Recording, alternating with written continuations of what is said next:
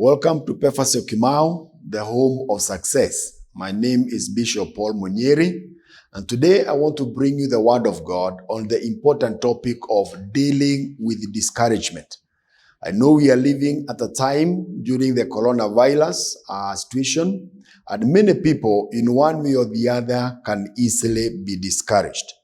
I want us to look at the Word of God in the book of 1 Kings chapter 19, verse 1 to verse number 9, and then verse 15 to verse number 18. And we see the man of God, Elijah, and how at some point in his life, he was discouraged. And we shall get some lessons from the life of Elijah. The Bible reads, "Now Ahab told Jezebel everything Elijah had done and how he had killed all the prophets with a sword. So Jezebel sent a messenger to Elijah to say, 'May the gods deal with me, be it ever so severely, if by this time tomorrow I do not make your life like one of them.' Elijah was afraid and he ran for his life. When he came to Beersheba in Judah, he left his servant there, while he himself went a day's journey into the wilderness. He came to the broom bush, sat down, and Adaleth prayed that he might die. 'I have had enough, Lord,' he said. 'Take my life. Am I better than my ancestors?' Then he lay down under the bush and he fell asleep. All at once an angel touched him and said to him, 'Get up and eat.' He looked around, and there by his head was some bread baked over hot coals and a jar of water. He ate and drank and then lay down again. The angel of the Lord came back to him a second time and touched him and said, 'Get up and eat, for the journey is too much for you.' So he got up and ate and drank. Strengthened by the food, he traveled for 40 days and 40 nights until he reached Horeb, the mountain of God. There he went into a cave and spent the night." Verse 15, the Lord said to Elijah, "Go back the way you came and go to the desert of Damascus. When you get there, anoint Hazael king over Aram. Also anoint Jehu of Nimshi king over Israel, and anoint Elisha son of Shaphat from Abel Meholah to succeed you as prophet. Jehu will put to death any who escape the sword of Hazael, and Elisha will put to death any who escape the sword of Jehu. Yet I reserve 7,000 in Israel, all whose knees have not bowed down to Baal, whose mouths have not kissed him." I am talking about dealing with discouragement. And when you look at discouragement, you will find that every person at one time or the other go through discouragement. The levels of discouragement may differ, but you'll find that nobody is immune to discouragement. There are situations that come to our lives and they make us to be discouraged. And as we go through the situation of the COVID-19, it is very important for us as the people of God to always remind ourselves that we take care so that we are not discouraged. Discouragement is a contagious thing. When you have one person discouraged, they easily infect the other people with the discouragement. One member of the family may be discouraged, one member of the church or any team could be discouraged, and then they spread the same spirit of discouragement among other people. But the good thing is that there is a way in which we can successfully deal with the discouragement. When we look at the life or the ministry of the man of God Elijah, we are seeing he was ministering to Israel during a very difficult time, a time when King Ahab was reigning over Israel. And he had the wife Jezebel, who had promoted idol worship so much in the nation of Israel. And God was not happy with what was happening, especially because of idol worship among the people of God. And God called Elijah to go and prophesy, to go and minister to a nation that was drifting away farther and farther away from God into idol worship. And we see Elijah coming and closing the heavens for 3.5 years that there will be no rain. And then after the 3.5 years, during the time where Elijah was being fed by ravens, when he was in the desert, he was being fed by ravens. But after the 3.5 years, we see Elijah coming and bringing the people of Israel together, and even the king and all the prophets of Baal that were leading Israel in worshiping idols. We see Elijah, after having set the offering, calling for fire from heaven, and the fire came and consumed the sacrifice that he had made. And we are seeing Elijah after that calling unto God, and there was abundance of rain over Israel at his word after 3.5 years of drought. And we are seeing Elijah bringing the hearts of the people of Israel back to God, preaching to them and telling them they should no longer stand between two opinions, and they all decided to come back to God. At Mount Carmel, where he was calling for the fire and even for the rain, Elijah was at his climax of the ministry. He had done so much for the kingdom of God. And it was at the time when he was at the climax when he began to get threats from the wife of the king Jezebel that he would kill him the same way he had killed all the prophets of Baal at Mount Carmel. And when the threat came, Elijah was discouraged. He began to be fearful, and the Bible is showing us that he ran for his life. And I want us to look at some of the characteristics that cause discouragement as we see it from our case study of prophet Elijah. The first thing that we see in this case of Elijah is that Elijah was tired. He was exhausted. He was exhausted. He was tired physically. He was tired emotionally because of all that he had done. He was tired because of the ministry that he had done for 3.5 years, and now finally bringing the people of Israel together, preaching to them, killing the prophets of Baal. It was emotionally and physically very exhausting. He had no energy to continue on with what he was doing. And in our lives, we shall find that in many ways, there will be a time when we will be at the climax of the blessings and the victory that God may give us, the way he had done for Elijah. Elijah was at the climax of his success and achievements. And times we shall be at the climax of our career ladder. Sometimes we'll have received promotions. Sometimes some of us will have done a wedding successfully. Others will have achieved greater things academically. Maybe you are just after your graduation and all that. Sometimes people have gone for long prayers and fasting. And when you are at the climax of your success, when you are tired, that is the time that the enemy likes to come and strike.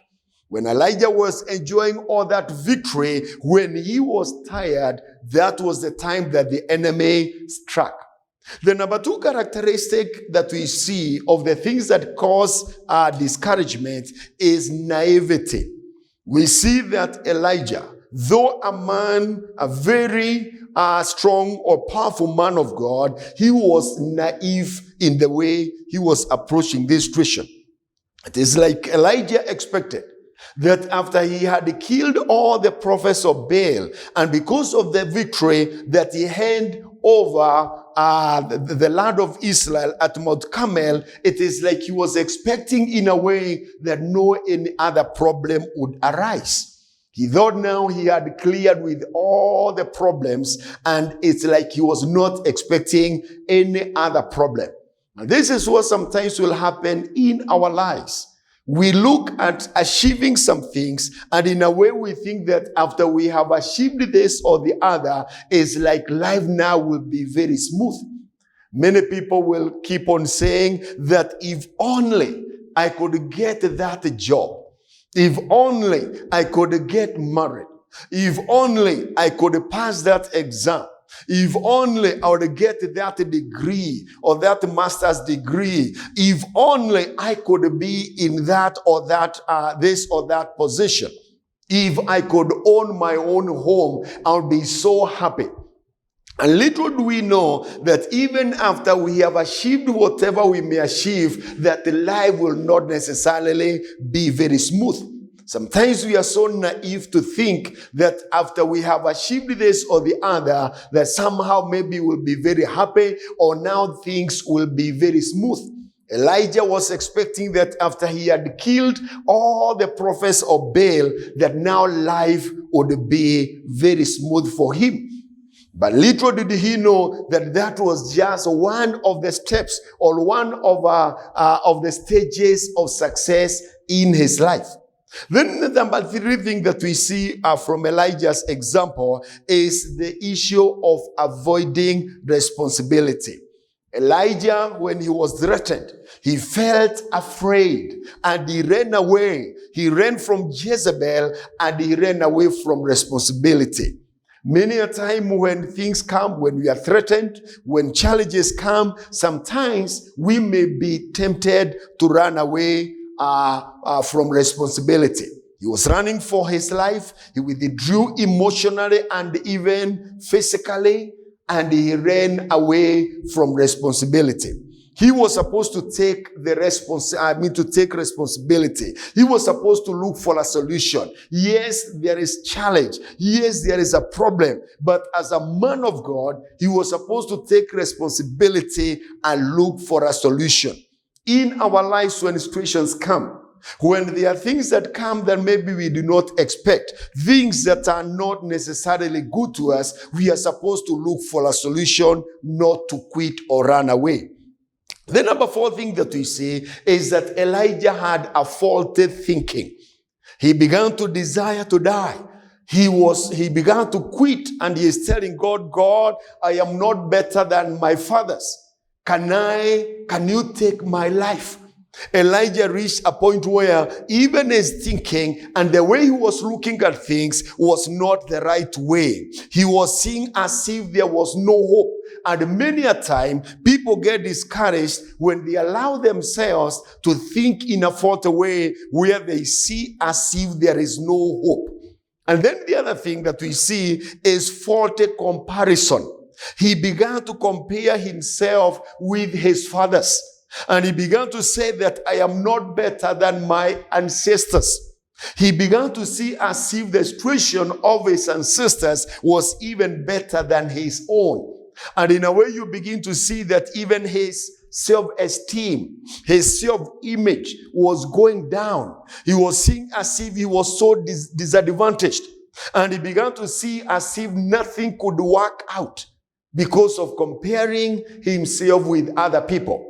Many a time when situations come in our lives, we easily get tempted to begin to compare ourselves with other people. Other people have their own situations. Other people, maybe they were in their own generation and the situations were not the same. We have our own situation. We have the capacity that God has given us. We have all that God has created around us so that we can be able to go through whatever situation we are going without comparing ourselves with other people. We also see that Elijah, he lost creativity. Because of the discouragement, he could not begin to think of creative ways on how to solve a problem. We see him going to hide in a cave, a man of God who was called to fulfill great dreams and to bring changes in the lives of other people. We see him running and hiding himself in a cave. I know today, as we go through the situations that we go through in our daily lives, sometimes in our marriages, in our businesses, in our finances, in our church ministries, in whatever other kind of a situation in life, sometimes we run and we hide ourselves in caves. I know in our emotions, in our psychological well-being, physically we may be with people, but we are withdrawn psychologically into some cave of a kind in our own life. But we are supposed to come out with courage, with the boldness, and face the situations as they are, and we look for a solution on whatever is happening. We also see Elijah blaming other people. He is blaming the children of Israel, and he is abandoning what God had called him to do, and he is coming and complaining and beginning to blame the children of Israel that they had abandoned God, they had left God, and all that. And because of that, we begin to see, instead of facing the situation, he is blaming other people. And this is what sometimes you'll find in our own lives. Instead of looking at whatever situation we are going through at the face, and we ask ourselves how we can be able to sort it out, we begin to blame other people. We also see Elijah with negative exaggeration of the problem. He is telling God that, God, they have killed, the Israelites have killed all the other prophets. Me alone, I am remaining. Elijah, because of allowing himself to begin to exaggerate in his mind the situation as it was, he began to believe a lie. He was believing that him alone was remaining. But God comes and tells him, Elijah, there are 7,000 people in Israel who are righteous and who have never bowed their knees before Baal. When we allow situations to bring discouragement to us, what will happen is that we'll begin to magnify, to exaggerate the situation, the negative situation in our minds, if we are not careful. And this is what Elijah was doing. And then the last thing that I see, the last characteristic that, of the causes of discouragement, is that we see he began to have self-pity. That is why he is saying, I am not better than my forefathers. He began kind of to encourage or to have a sense of self-pity in him. Instead of raising his head high and going with his shoulders high as a man of God, as a man with the courage and the boldness to face the situations, he began to kind of look for sympathy even from God. I know today, as we go through the situations that we go through, if we are not careful, then we could find ourselves beginning to have some pity.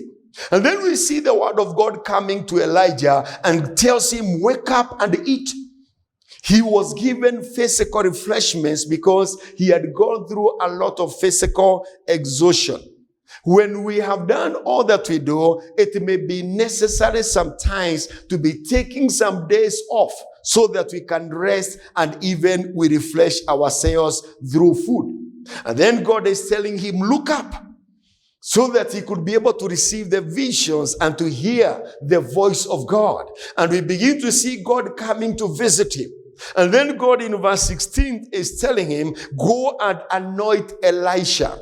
In other words, God is telling him that you are lonely. Go and connect yourself to someone. You need emotional and social support. Whenever we are going through discouragement, it is not good to remain alone. It is good to get reconnected to the people so that then we can get the social support, the spiritual support, and even the emotional support that we may require at that time. I want us to ask ourselves, how can we effectively deal with the discouragement as I close? Number one, we need to get the right perspective of the situation. Discouragement, as I said earlier, they have a way of making us not to have the right perspective to the things as they are. We are supposed to allow ourselves to have the whole picture or to see the whole picture of the situation. We are supposed to allow ourselves that we can see the whole thing, not just one part. It is interesting that when people are discouraged, they will easily only see the negative and they never see the positive side of things. But whenever a situation comes, we are always supposed to ask ourselves, yes, there is this negative situation, but might there be any lessons we can learn from it? Might there be some opportunities that are offered by this situation? And even today, as we are going through the coronavirus, I know there are many negative things that are happening in people's jobs, in people's businesses, in churches, but there are also many opportunities that are offered by this situation. When you look at history, you find that most of the major inventions that were done in the world, the major companies that have ever been started in the world, they were begun during times of crisis. And during this crisis, there are many opportunities that are hidden, but that can be obvious to people who choose to look at the other side of situations and to see the opportunities that the coronavirus pandemic is offering to us even moving forward. The other thing that we see, or the other way that we can be able to manage discouragement effectively, is to say the right words to ourselves. We should not listen to ourselves passively, listening to the negative thoughts in our minds, but we are supposed to speak to ourselves. The way David would speak to himself and tell himself, my soul, thank the Lord. My soul, praise the Lord. Today, we are supposed to tell ourselves what we want to hear and to see in our lives. It is the high time we tell ourselves that the situation at hand is just something that will pass by. It is just a matter of time and the coronavirus will be no more. Whatever situation we are going through, we are supposed to tell ourselves that soon we shall have gone through it and it will be no more in our lives. The other thing that we need to do is to make the right decisions. We are supposed to willingly be, we resolve that we shall make the right decisions at this time. When you are discouraged, that is not the right time to make major decisions in your life. Somebody said that we should never make permanent decisions because of temporary situation.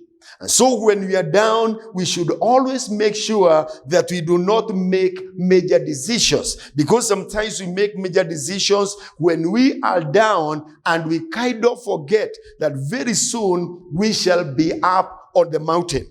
And so today, it is very important that you consider prayerfully whatever decision you may want to make moving forward from whatever kind of a situation you may find yourself. And the other thing is to do the right thing. We are not supposed to allow ourselves to feel as if we are desperate.